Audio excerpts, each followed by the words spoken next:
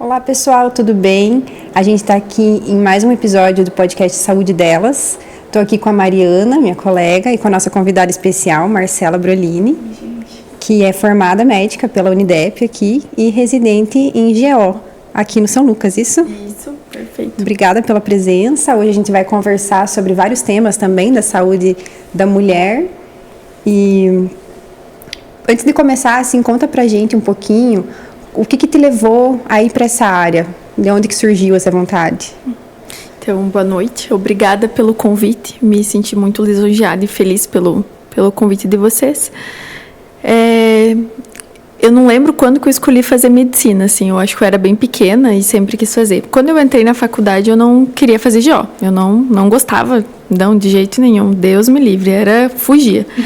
Comecei ali no segundo período ter um pouquinho de anatomia, aquela coisa, é legal, né? Bem resolutivo. Então, foi gostando. Aí começou os ambulatórios de ginecologia. Eu me apaixonei, assim, porque eu gostava que era uma área falava que era bem resolutiva, assim, GO, e ela é bem resolutiva. E depois na obstetrícia não tem como se encantar, né? A obstetrícia é linda, é muito gratificante e é uma área bem feliz. E quando eu paro para pensar nisso da obstetrícia, eu acho que eu lembro muito da minha mãe. Minha mãe, ela é muito maternal, assim, sabe? Ela não tem um médico na minha família, mas a minha mãe é bem maternal, assim. Por mais que eu fui filha única, ela, ama ser mãe, ela gosta de cuidar de todo mundo. Então, eu acho que eu fui mais por esse lado mesmo, assim. E por ser GO uma área que a gente considera bem feliz perto das outras, assim. Sim, que legal. É uma área bem ampla, né? Envolve cirurgia, envolve clínica, envolve estética. Dá para fazer muita coisa.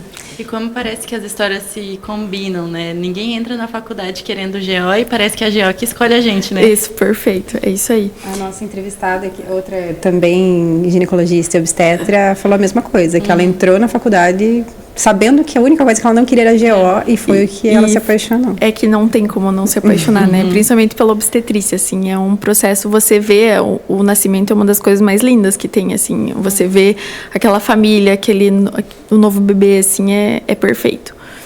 E uma das coisas que me fez, eu faço pós-graduação em sexologia clínica, foi justamente por causa dos ambulatórios, né?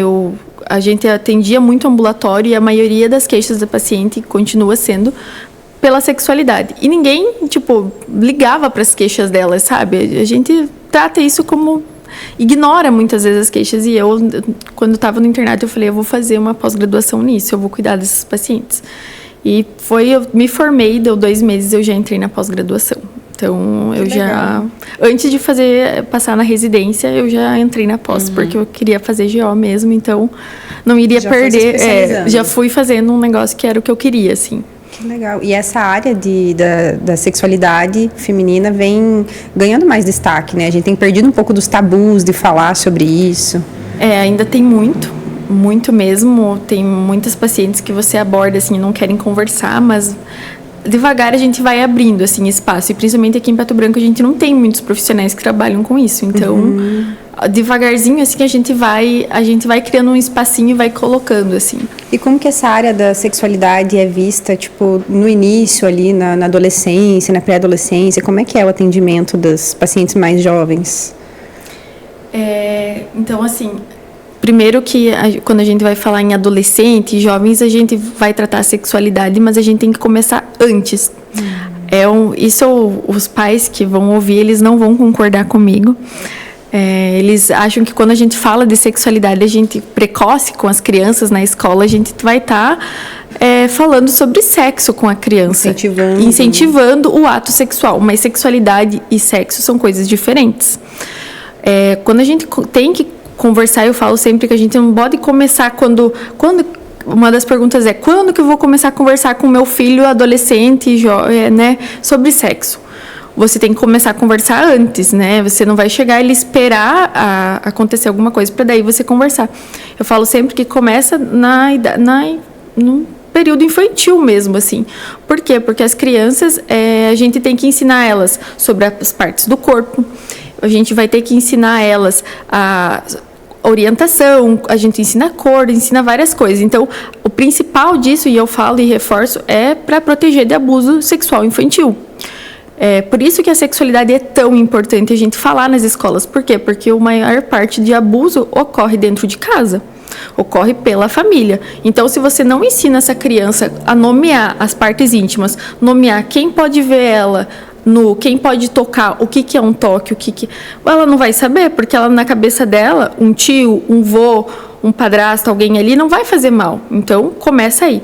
Aí, indo para a sua pergunta, né? Como que eu vou falar com o jovem, com o adolescente? Não tem uma resposta mágica para esse adolescente. Por quê? Porque é muito diversificado. É uma fase onde eles estão se conhecendo, eles têm muitas dúvidas. Mas o que eu gosto sempre é que primeiro a gente tem que, né, se for pais ou profissionais, a gente tem que entrar na vida desse adolescente. Então, a gente tem que saber qual é a orientação, se ele se considera, se ele se vê como homem, como mulher, como que é, se ele tem... por exemplo, atração por alguém. Ele quer ter a primeira relação sexual. Tá, você quer ter isso por vontade? Você tem vontade de fazer isso? Parece uma pergunta besta, mas quando a gente aprofunda, ou foi porque você está sofrendo pressão pelos amigos, porque você é o único que é virgem, por exemplo, que tira um sarro de meninos ou meninas que são bebê, né, que nunca beijaram. Você está fazendo isso, então, porque é a tua vontade, ou porque você gosta e alguém está te pressionando. Então, a primeira coisa, você quer fazer isso. Beleza, quero fazer, né? Então, vamos orientar. Como que a gente vai orientar? A primeira coisa claro, orientar sobre os DSTs ou orientar sobre gravidez na adolescência, né? Isso é o principal. Mas a gente não pode aterrorizar, porque muita coisa a gente aterroriza. Vai nas escolas e, tipo assim, a gente mostra que sexo é ruim para essas crianças, para esses jovens. Porque se você transar, você vai ter doença, você vai ter HIV, você vai ter isso, você vai engravidar, a tua vida vai ser horrível. Claro, tem as consequências, né? Mas a gente tem que explicar, mostrar que a sexualidade e o sexo faz parte da nossa vida e o Ministério da Saúde fala que é uma das... A gente tem que ver como qualidade de vida a parte sexual, por mais que a gente não aborde. Então, ali eu brinco sempre, né? Falar sobre isso, falar sobre uso de camisinha, uso sobre método contraceptivo para as meninas. E o principal é se você confia naquela pessoa, porque você tem que saber o consentimento, porque muitas vezes não quer, começa e tem medo e quer parar. Então tem que ser uma pessoa que você confie para quando você falar não, a pessoa pare. Então o consentimento. E uma dica especial é lubrificante, né? Todo mundo tem um pouquinho de receio de lubrificante, mas na hora da tensão ali diminui a lubrificação vaginal e tende a ser mais doloroso. Que legal, e é bem importante isso que você trouxe, que é meio que uma visão de prevenção mesmo, né? Tanto a prevenção do abuso, como a prevenção de outras situações quando a menina ou o menino começam a vida sexual, né? Porque eu já vi, inclusive, casos de a mulher engravidar na primeira relação sexual. Então, tem que começar antes, né? A conscientização, a entender o que é certo, o que não é. E a gente vai, né, falar sobre a importância do uso do preservativo. Ele é primordial, tanto para prevenir DST, quanto para prevenir gravidez na adolescência. E junto um método contraceptivo, né? A gente tem que orientar essa...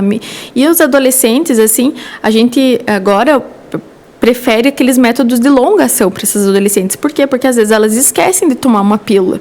E até para diminuir o uso de pílula do dia seguinte, que não tem tanta eficácia e é muito utilizada. Então, a gente também pode dar preferência, explicar para elas. E DIU pode ser usado em pacientes virgens, tá? Isso é um mito que quando falam que só pode ter tido filho ou ter tido relação sexual. DIU é um método de longa ação, não é abortivo e pode ser usado em adolescente que ainda não teve relação. Então, é uma das coisas que a gente tem que orientar bem. É importante, né? Quebrar esses mitos, assim, normalmente são assuntos que se propagam e as pessoas não buscam saber de fato o que pode e o que não pode. É porque igual eu falei, quando a gente fala em sexualidade, os pais, quando falam isso de ter educação nas escolas, eles acham que a gente vai incentivar, mas não é sobre isso que a gente quer falar. A gente quer explicar coisas que é para prevenção da própria criança mesmo. Saber, né, igual a gente fala ali, quer saber quem pode tocar, porque às vezes ninguém fala. E é bem real essa questão de que os casos são intrafamiliares, né?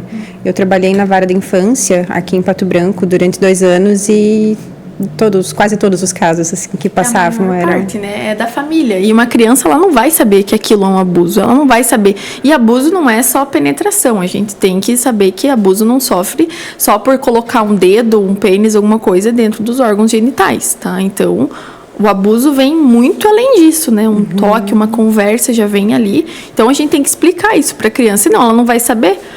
Que, por exemplo, uma pessoa tão querida pela família, por exemplo, não vai fazer isso para ela. Então, isso reflete na vida dela depois, né? O que ela vai aceitar, como as pessoas... Até dentro do casamento, né? Por isso que é tão importante começar antes, né? Na adolescência, esse âmbito da sexualidade. Porque, e quando casar, será que ela vai saber se impor pro parceiro dela, né? Como que você recomendaria uma mulher abordar esse assunto com o seu parceiro, assim, da sexualidade? Porque nem sempre o sexo dentro do casamento, ele é satisfatório e a mulher não sabe disso, né? Sim. Mas porque sexo é bem isso, né? Todo mundo faz e ninguém fala. Todo mundo tem medo de falar. Medo, vergonha. Então, a primeira coisa que... na verdade, a mulher tem que... conversar com o seu parceiro, tem que saber escolher o momento, né? Porque eu falo sempre, você não vai chegar na hora lá e falar, não, né? Tem que ser tudo um momento. E você tem que ser aberta também, né? Porque, por exemplo, eu vou falar que eu não gosto disso. E se ele criticar, como que você vai reagir? Ou você vai atacar de novo, né? Então, você vai tentando... indo por partes mesmo. Então, eu falo sempre, dá pra gente seguir algumas dicas, assim, ao invés de, a gente tem que conversar, sabe? Eu tava pensando, a gente podia conversar sobre nossa relação sexual, a gente podia melhorar umas coisas. O que você acha de a gente fazer alguma coisa diferente? Como que você, né, se sente em relação a isso? Então, são coisas que a gente pode abordar pro parceiro mesmo, não numa forma impositiva, mas numa relação a dois, resolverem o problema. Para quê? Para não gerar uma nova discussão. E eu falo sempre, o sexo no relacionamento, quando o relacionamento está indo bem, o sexo não interfere tanto. Mas quando o relacionamento não está indo bem, o sexo, ele pesa, e pesa muito. Então, não adianta demorar tanto tempo para chegar para daí procurar ajuda. Então, quando você está vendo que as coisas não estão indo tão bem, já deve ir procurando algum especialista, assim. Ou até tentar conversar. Tem vários livros agora, tem vários podcasts sobre isso. Tem, sabe, a mulher tem muito mais informação, então ela consegue muito ir atrás disso agora. E como que você, não sei se você já chegou a atender algum caso, assim, que tenha um entrave da questão religiosa nesse tema de sexualidade, assim, ou por não falar, ou uma dificuldade dentro do casal, ou entre o filho conversar com os pais, alguma coisa nesse sentido? Ainda eu atendi hoje, até agora, assim, um caso que foi mais de vaginismo, né? Vaginismo é quando a paciente tem dor para ter relação sexual, principalmente de penetração. E essa menina, ela foi criada que onde sexo é pecado, religião bem, a mãe sempre punindo bastante, né? Não podia fazer nada, usar roupa, então foi sempre muito punitivo. Então, quando ela cresceu, teve as primeiras relações sexuais, ela sempre teve dor e ela foi levando isso. Foi levando porque ela achava que, era tudo bem, porque o sexo era procriação, né? Como ela foi ensinada assim, que não era para você ter prazer, então ela foi levando. E ela chegou no ambulatório, assim, com a gente, era uma adolescente, nem era a queixa dela. Mas daí quando a gente começou a abordar, ela falou, eu tenho, mas não é normal? E daí eu comecei a perguntar para ela, desde quando? E ela falou, sempre tive. E você começa a perguntar mais coisas, daí ela vai falando. E você vê que é uma pena, né? Porque, se eu não me engano, ela tinha 26 ou 27 anos e, a maior parte da vida dela ali com relação e com prazer. O marido, ela não teve prazer e ela não sabe. Então, para ela, e Deus o livre, quando eu falei sobre masturbação. Então, isso não. Então, existe uma coisa, né, social, uma pressão, assim, em cima da mulher. E eu lembro até, falando um pouquinho da parte pessoal, quando eu perdi a virgindade, eu lembro que eu pensei assim, caramba, eu não gosto, eu acho que eu não sirvo para isso, eu acho que não é para mim esse negócio, porque é horrível a primeira vez. E como que você aborda, assim, essa questão da primeira vez com as meninas? O que vem de demanda? Não, a gente não tem muita demanda de adolescente, mas é basicamente o que a gente tem que orientar elas, basicamente aquilo que eu já conversei, que é sobre a gente primeiro saber a orientação, né? Se ela quer tentar com uma parceria, mulher, um parceiro homem, confiar naquela pessoa. Aí eu brinco sempre do lubrificante. Por quê? Porque o lubrificante ele é essencial, né? E isso não é ensinado também. Eu falo sempre, guspo não é lubrificação, tá? E o pessoal acha que não é. Tá? E principalmente ali tá tensa. Por quê? Porque ela foi passado que na primeira vez vai doer, porque vai sangrar e vai doer. E nem sempre vai sangrar e não vai doer. O ímã não tem inervação. Então, boa notícia, não vai doer. O que dói, geralmente, o nervosismo, né? A contração. Sim. Ali a musculatura contrai, o nosso cérebro tá com medo, então vai contrair um mecanismo de defesa mesmo. Então, ali a gente tem que abordar principalmente isso, abordar, igual eu falei ali, dos métodos contraceptivos. Isso é muito importante a gente explicar para essa menina que a pílula do dia seguinte não tem muita eficácia, porque tem menina que fica tomando muitas pílulas, assim, tem relação hoje, tem relação amanhã, elas vão tomando pílula. E chegam pra gente com o ciclo menstrual todo bagunçado. E quando eu começo a abordar assim, não posso tomar anticoncepcional, nunca fui consultar no posto, vai na farmácia, compra pílula. Então, elas não sabem nem como tomar, não tem orientação. Então, essa consulta seria primordial, né, para uma menina ali da adolescente. E entrando nesse prazer feminino, né, não só a adolescência, sim, mas como mulher em si mesmo, como que você desmistificaria o prazer da mulher, assim, se além de conversar com a própria médica, de pesquisar, tem a influência muito grande das redes sociais hoje em dia, né? Como que você comentaria sobre a sexualidade feminina, a importância dela se sentir bem consigo mesma, assim? A sexualidade feminina, feminina, tanto masculina, ela envolve muitas coisas, né? Então, a maioria das mulheres, elas procuram atendimento por baixa libido, né?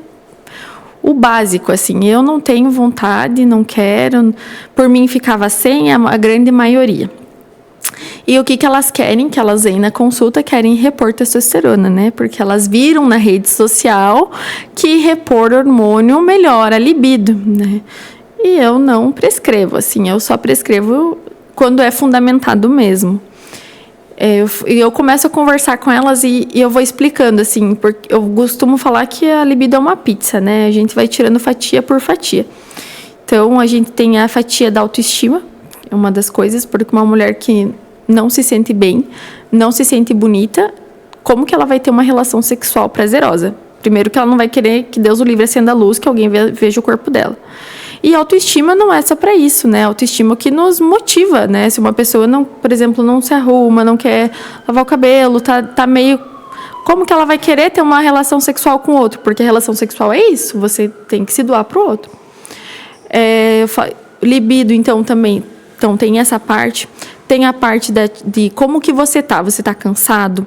Porque uma pessoa cansada, muitas vezes, não vai querer chegar em casa e vai querer ter relação sexual. Então, aquela paciente que tem filhos, trabalho, cuida da casa, tem que chegar em casa, fazer todos os serviços, vai deitar quase 10, 11 horas da noite, no outro dia tem que acordar cedo. Você acha mesmo que ela vai querer ter uma relação sexual? Não tem Cristo e é totalmente compreensível. Uso de medicação, se usa antidepressivo, uso de alguns anticoncepcionais também podem diminuir essa libido, pode diminuir também a lubrificação. Se ela está na menopausa, se não está. Então, eu costumo sempre falar que várias coisas. Se faz atividade física, não faz. Então, a parte do hormônio é a menor. É a menor. E quando você começa a conversar com elas, explicar sobre desejo espontâneo e responsivo, que no homem, por exemplo, o desejo no homem é diferente da mulher, e a mulher acha que é igual. Então, o homem tem desejo espontâneo, ele olha, por exemplo, ele vê alguma coisa, ele tem vontade de transar, né? Ele vê algo, o pênis já fica ereto. A mulher não é assim.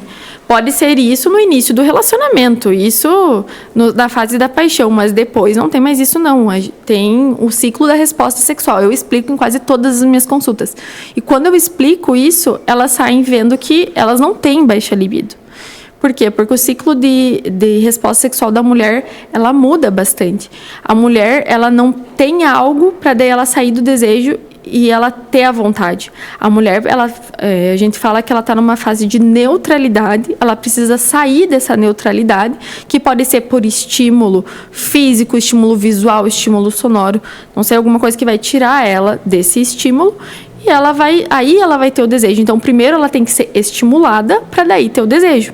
E o que eu pergunto para minhas pacientes? Como que é o sexo com o seu parceiro? É o mesmo de quantos anos vocês estão juntos? É o mesmo? Ah, é o mesmo. Ou só tem penetração. Não tem estímulo. Não tem como a mulher ter vontade, ter lubrificação e ter orgasmo só com isso. Não tem. Mas sempre é o básico ali, É né? O básico de uma boa conversa. E quando se você perguntar, e se ele te estimular, daí vai. Ela sempre fala, daí vai. Então, você percebe que isso é fisiológico? Porque elas não sabem o que é normal. Porque elas se comparam com os homens e acham que tá tudo bem. Outra coisa, mulher não procura, né? Mulher não procura sexo. E reclama que o marido só procura. Meu marido só me procura para transar. Tá, você procura ele? Não. Então, quando ele sempre te procura, como é que tu vai reclamar se tu não vai? Porque ele tá indo porque ele tá com vontade. Então, você tem que colocar o peso na balança. Eu sempre falo, e se fosse ao contrário, como que você... daí você fica meio assim. Eu sempre falo, né? A gente não pode também só culpar os homens, né? A gente fala, mulher, a gente fica muito... aprende isso, que só o homem que tem que ir atrás, só o homem que tem que fazer isso, a mulher não faz, a mulher... E durante o ato também, né? Existe meio que jogar a culpa, né? A responsabilidade para ele resolver e não é bem assim. E muitos homens, né, foram criados de um jeito que baixou as calças e pronto, né? Quer penetração. E penetração na mulher não é tão prazerosa. Então, a maioria das mulheres não tem tanto prazer na penetração. É estímulo de clitóris. E a maioria, como eu brinco, que eu falo com as minhas pacientes mais idosas, não sabem o que é isso, né? É uma pena. Porque elas não sabem o que é um estímulo clitoriano, assim. Elas não conhecem. Não conhecem. E tem alguma dica que você dá, assim, além de toda essa questão de autoestima, dessas coisas mais subjetivas, assim, uma dica prática que você dá, tipo, aplica isso na tua rotina, tenta, sei lá, masturbação, alguma coisa nesse sentido? Depende bem a consulta, assim, e depende se a paciente vai, porque não adianta eu falar assim, eu acho que você devia se masturbar, porque a maioria não vai. A gente tem muito tabu ainda, a paciente não vai fazer. O que eu costumo falar, e que funciona bastante em relacionamentos longos, é o sexo programado. Tá? Eu gosto de sexo programado, eu indico sempre. Algumas pacientes fazem aquele, não, acho que não, mas daí eu tento explicar mais um pouco e dá certo. Eu falo sempre, a gente não tira isso de fontes da minha cabeça, eu digo, né? Tem estudo para isso. Tem um estudo que eles pegaram as mulheres e perguntaram para elas o que elas preferiam, sexo programado ou sexo espontâneo, né? A maioria respondeu sexo espontâneo, que não gostava do sexo programado. E aí, essas mesmas mulheres, eles depois fizeram o sexo programado nelas e o sexo espontâneo. E a maioria teve mais prazer e orgasmo no sexo programado. E por que eu falo que o sexo programado, né? Porque a gente coloca na cabeça que vai ter sexo. O sexo começa na cabeça, você programa algo com o seu parceiro. Então, você já começa antes a se programar para aquilo. Você pensa na roupa que você vai vestir, você pensa o que vocês vão fazer, vocês já vão se programando. Então, costuma dar certo. Então, eu brinco sempre, vocês vão pegar um dia que os dois estão menos atarefados, se tem filhos, vão pedir para alguém ficar com os filhos e vão fazer alguma coisa para vocês. E não só sexo, ou vão sair jantar, ou vão fazer um filme, vão fazer algo para vocês. E depois... o sexo é a cereja do bolo, né? É a consequência. E costuma dar bastante certo, assim. Tem uma amiga minha que ela falou que com os pacientes dela, ela fala, tipo assim, o casal marcou de sair jantar, de fazer alguma coisa, e que eles sempre relatavam, tipo, a gente daí come demais, vai, sei lá, comer sushi, chega em casa, não quer mais nada. E aí eles fizeram compromisso de ter relação antes de sair de casa. Então, tipo, já tá pago agora. O que se der é lucro. É o sexo programado, né? E é bem isso, e funciona bastante, assim, eu gosto bastante de indicar. Como que o cérebro manda, né, na questão. É o primordial, né? do Começa sexo. tudo no cérebro, né? Se não tiver, porque é igual o paciente que tem dor para ter relação, né? É um ciclo. Ela tem dor agora. Se o parceiro chega perto, ela já começa, não, vai chegar, eu vou ter relação, vai ter dor, vai doer, e daí já começa a contrair, já não começa a estimular tanto a região ali. Não quer, é um ciclo. E aquilo vai se repetindo e vai piorando e se agravando cada vez mais, assim. Então, é por isso que eu gosto bastante e eu brinco sempre que o sexo tinha que ser matinal, né? O homem libera bem mais testosterona pela manhã. Então, o sexo matinal seria o ideal. Mas tem gente que começa a trabalhar às 7, daí levanta às 6. Daí que horas que eu ia ter que levantar, né? Então, às 6h30. Mas o sexo matinal é bem bom. Funciona bastante também. E o quanto de pessoas que não conhecem, né? Não conversam sobre sexo e nem sabem disso. Que é tudo uma questão química que você pode programar. Se autoprogramar. E principalmente em relacionamento longo, né? E quando eu falo também, né? Ah, você não gosta de sexo programado. Tá, mas como que era quando você era solteira? Ah, eu combinava de sair, você combinava de sair, né? Você combinava. Já ia sabendo. Já ia sabendo. Você escolhia sua roupa, você escolhia aquela lingerie, você escolhia como ia fazer, se ia colocar música, se não vai. Então, é isso, né? E outra coisa, né? A gente não pode esperar que um relacionamento longo não mude nada, né? Aquele sexo que tá a vida inteira daquele jeito. Sexo gosta de espontaneidade e de coisas diferentes. Isso é o nosso cérebro, tá? Por isso que falam o proibido é mais gostoso. Não é que o proibido é mais gostoso, é porque é o diferente. Então, tudo que é diferente, o nosso cérebro vai gostar. E é porque é mais fácil também, né? Porque quando a gente tá numa relação, para você chegar no momento de você se sentir à vontade com o parceiro, de ter um momento íntimo, demanda de uma construção da relação. Porque se acontecer alguma coisa de manhã lá, você discutiu na cozinha, né? Tipo, um xingou o outro, alguma coisa, você já vai ficar tipo, eu não vou me esforçar, né? Ele também, né, não fez isso, ou enfim. E aí, demanda de diálogo, para eu estar conectado com a pessoa, para daí eu sentir vontade de se dedicar também para aquela relação, né? E o diálogo com o parceiro também, né?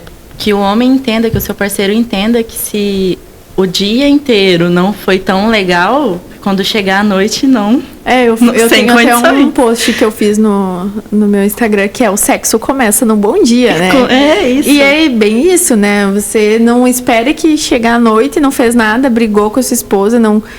E aquilo você vai chegar em casa e ela vai querer, entendeu? E nesse cenário, é claro, tipo, né, se o casal não tá legal, que o cara vai achar outra pessoa mais na rua, né, tipo, como dizem, mais fácil, né, é mais fácil, já tá acessível.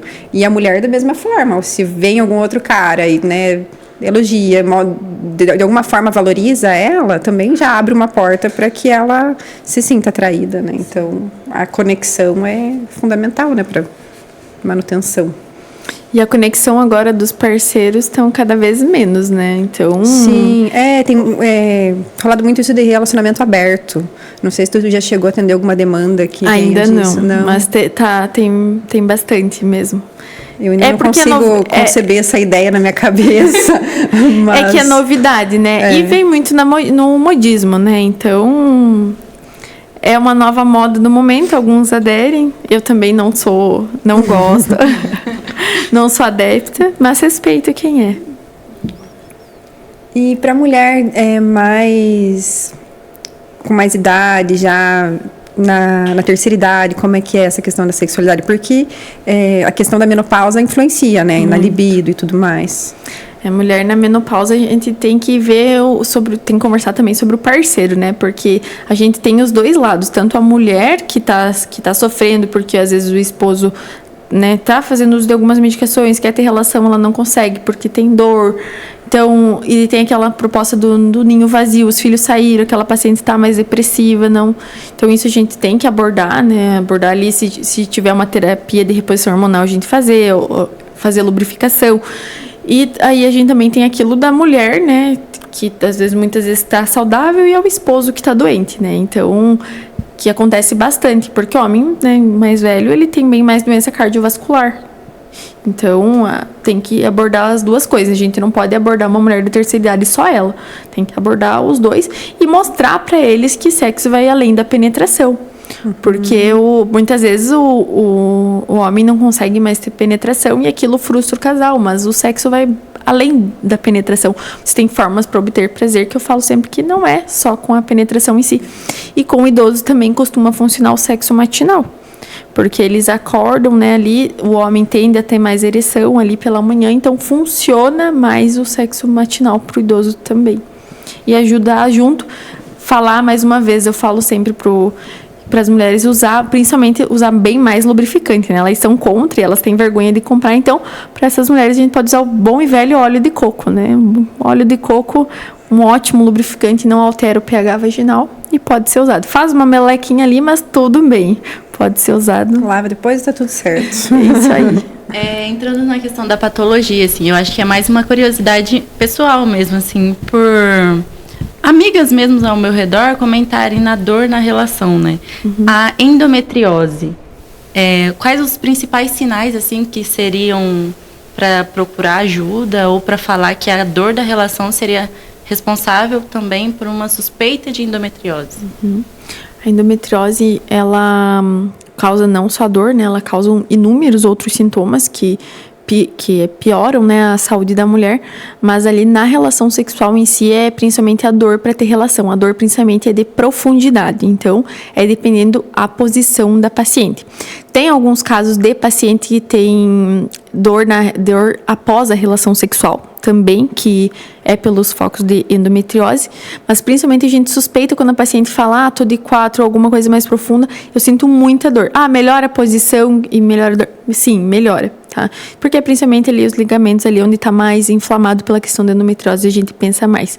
E também ali a gente tem que pensar que outro sintoma muito comum é vulvodinha nessas pacientes, que é quando não estão na relação sexual, sentem tipo umas fisgadas assim na vagina, sabe? Durante o dia, assim. Isso também costuma acontecer e está bem relacionado com a endometriose. E tem alguma questão de hábitos que você indica, de forma geral, para as mulheres, para manter a saúde íntima? A gente tem que pensar sempre, ele diz, tipo, sabonete íntimo, essas coisas. Sabonete íntimo, a maioria não é bom, a gente não gosta, tá? Elas mudam o pH da vagina, a gente não gosta. Tem que ser sempre algum sabonete que tenha um pH ali mais ácido, para manter o pH ali da vagina, assim. Então, a maioria desses com fragrância não usa, tá? Não, a gente não gosta de usar. Então, manter isso, calcinhas, né? Usar sempre calcinha de algodão, dormir sem calcinha, muita gente não tem esse costume, mas então quando for usar calcinha principalmente de algodão e não muito apertada, ou aquelas sintéticas. E os hábitos, né? Hábitos de vida, eles influenciam tudo na vida, inclusive a isso, né? Porque muitas corrimentos, assim, que as pacientes têm muita queixa, candidíase, de repetição, é só, às vezes, pelo estresse, pelo mau hábito intestinal, assim, pela alimentação inadequada. Então, isso melhora também muito ali. A alimentação, né, e a atividade física interferem em tudo na nossa vida, não tem, assim. O corpo da mulher é super complexo, mas está tudo relacionado, né, uma coisa com a outra. Sim, assim. é o que eu falo, é tudo resolutivo, né? Se a gente for fazendo uma coisa, tudo vai colocando, é resolvido, assim, não tem muita enrolação na GO. E além da vulva, né, da genitália externa, quanto à higienização, a questão da roupa íntima, né? A forma correta de se higienizar, lavar as calcinhas, né? Não é você socar ela lá tudo dentro da máquina junto com todas as outras roupas. Sim, o certo seria, tem aqueles sabonetes próprios, né? De você lava e depois lava depois. E outra coisa, não lavar no box e deixar no box lá para secar, pelo amor de Deus, não se faz isso. Não podemos fazer. Isso é o pior, né? E a gente vê muitas pessoas tendo esse hábito, né? E sobre essa questão de passar a roupa, é mais recomendado quando você estende, né? Sim. Mas se for secar dentro da máquina, tá tudo certo também. Na máquina de secar roupa? Sim, tudo certo. Que bom! Só conferir. Então é isso, obrigada pelo conhecimento que você compartilhou com a gente, foi bem legal a conversa. Obrigada a vocês pelo convite, estou à disposição para próximos. Obrigada. Logo mais a gente vai, no próximo episódio, entrevistar a enfermeira Siluane e sigam o Instagram da Marcela. Marcela Brolini. Marcela Brolini. Isso. E sigam no Instagram também do nosso podcast, que é saudedelas.podcast. E até a próxima, pessoal. Tchau, obrigado.